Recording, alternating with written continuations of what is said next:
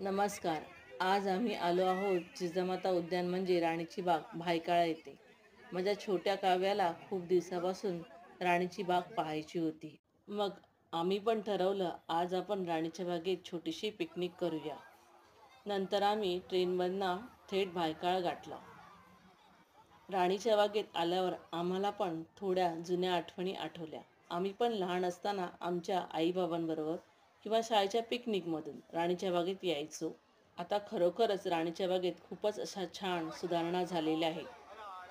बच्चा कंपनीसाठी तर हे ठिकाण खूपच मजेशीर आहे.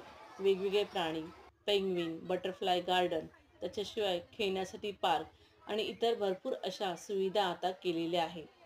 त्यामुळे 2 ते 2.5 तास आरामात राणीच्या बागेत फिरायला वेळ लागतो.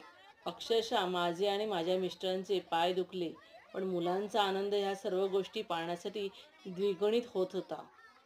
खरोखरच तुम्ही पण छोट्या कंपनीसाठी खास वेळ काढून जिजामाता उद्यानला भेट द्या. त्यामुळे तुम्हाला पण तुमचे लहानपण जगता येईल आणि त्याबरोबर तुमची बच्चा कंपनी खुश होईल.